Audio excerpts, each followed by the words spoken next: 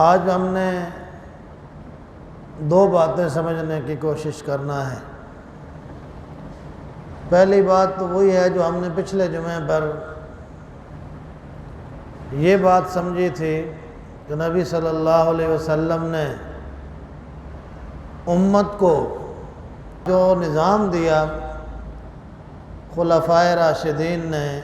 چاروں خلفاء نے امت کی گاڑی کو بالکل اسی ٹریک پر چلایا، جس کا نتیجہ یہ نکلا کہ یہ دور خلافت راشدہ کا دور ایک مثالی دور اور ایک آئیڈیل نظام کے طور پر آنے والوں کے لیے ایک مثال بن گیا۔ پھر آج ہم یہ سمجھیں کہ 10 محرم الحرام کو حسین ابن علی رضی اللہ عنہما کی جو شہادت ہوئی ہے، اس حوالے سے میں نے پچھلے جمعے پر بھی یہ گزارش کی تھی اور آج بھی کہ واقعہ کربلا نے اس امت کو اس طرح تقسیم کیا ہے اور یہ امت اس طرح ہل گئی ہے کہ آج تک یہ امت مسلمہ سنبھل نہیں سکی ہے۔ آج بھی اس واقعے نے اس امت کو ہلا کے رکھا ہوا ہے۔ ہمارے ہاں صاحب علم لوگ جو ہیں اور امت کے رہنما لوگ جو ہیں، وہ زیادہ تر یہ بحث کرتے ہیں کہ واقعہ کربلا کے ساتھ ساتھ حسین ابن علی اور یزید اس طرف وہ زیادہ گئے ہیں، اور آج کل ہماری تقریروں کا، ہمارے خطبات کا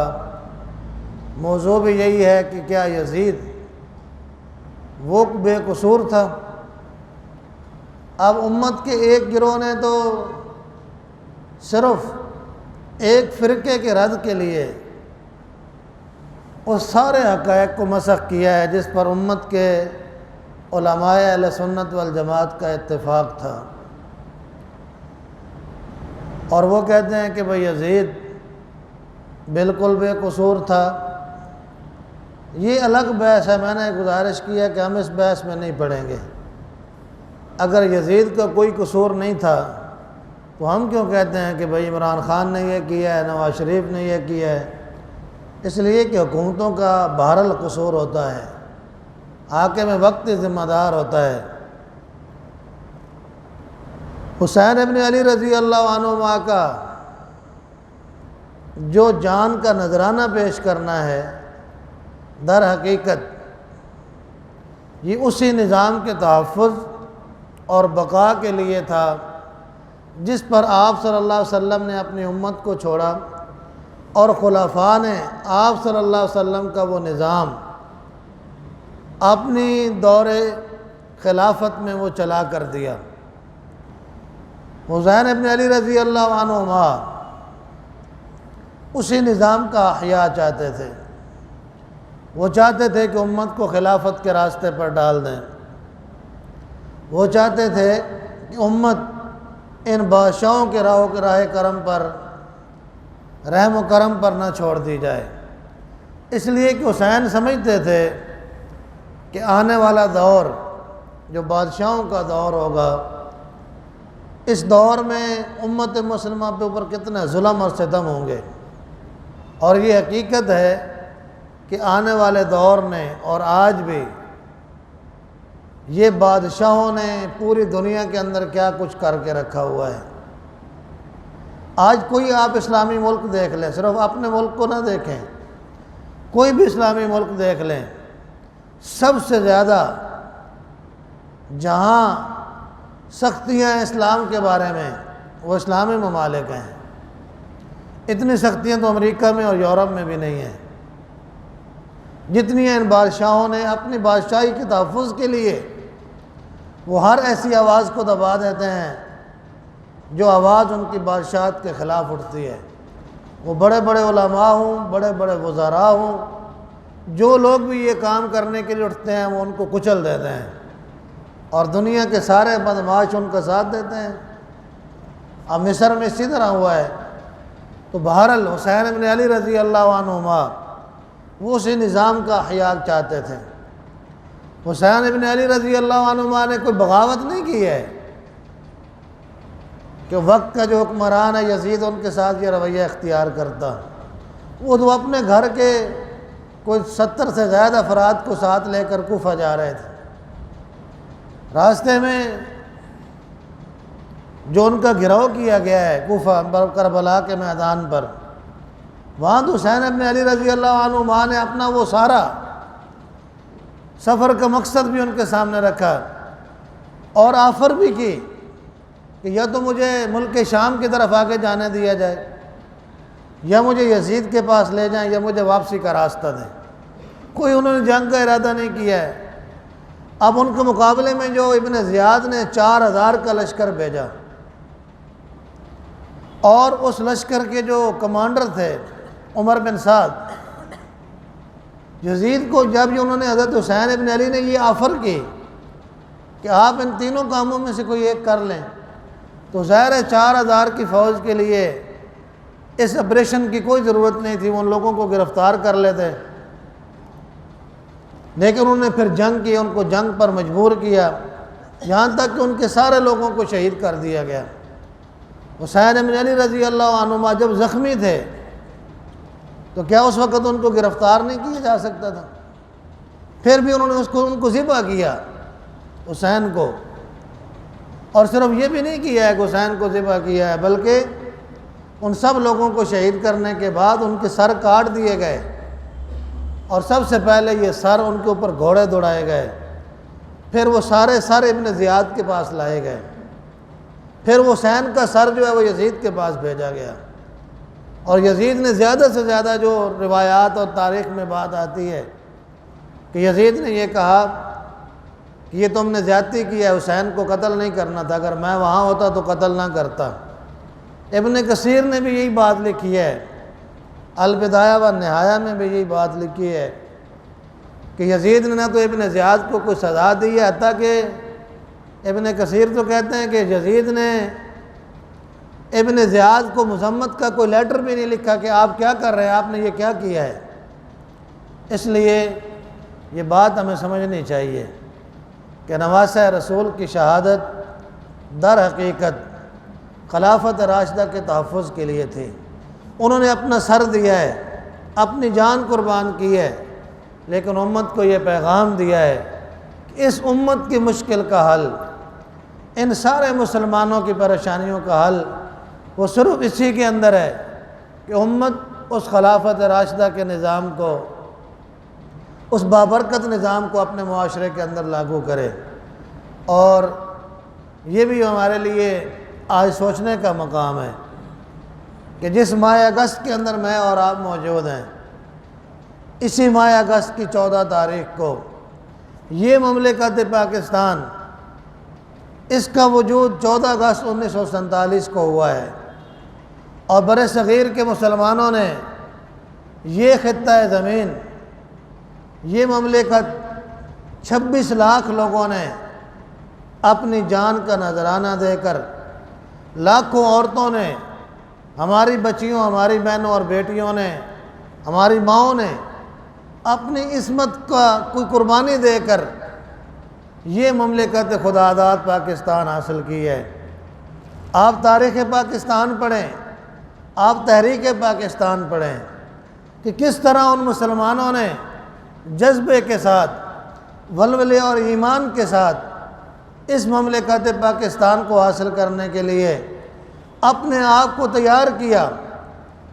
تاریخ کے اندر یہ واقعات آتے ہیں کہ جب یہ قیام پاکستان کی تحریک چل رہی تھی اور لوگ ہجرت کر رہے تھے، اور لوگ اس پاکستان کا خاکہ جو ان کے ذہن میں تھا، اس خاکے میں عملی شکل دینے کے لیے، اس میں رنگ بھرنے کے لیے انہوں نے اپنا خون پیش کیا ہے، انہوں نے اپنی جان کا نذرانہ پیش کیا ہے۔ مورخین لکھتے ہیں، ایک واقعہ پڑھ رہا تھا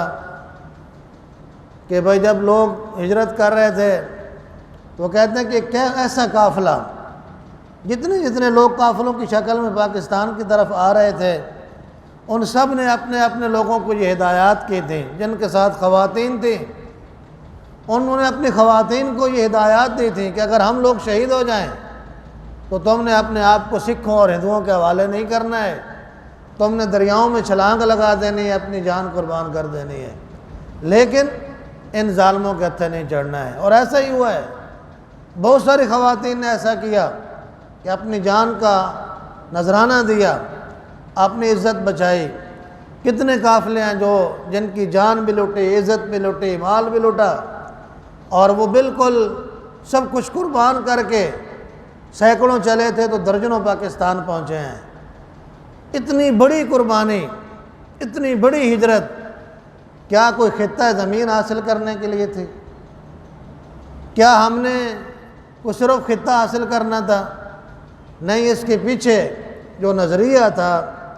جو مقصد تھا، وہ یہی تھا کہ پاکستان کا مطلب کیا؟ لا الہ الا اللہ،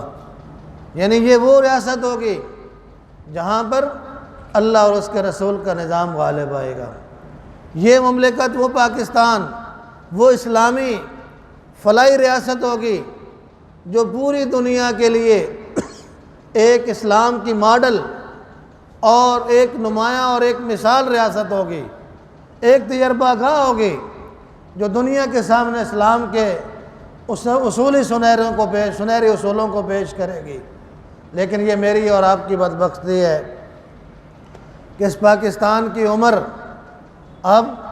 75 سال کے قریب ہونے والی ہو گئی ہے۔ ہم 75 سال کے پاکستان کو وہ پاکستان نہیں بنا سکے ہیں جس کے لیے لاکھوں لوگوں نے جان کی قربانی دی، مال کی قربانی دی، اپنا گھر بار سب کچھ چھوڑ کر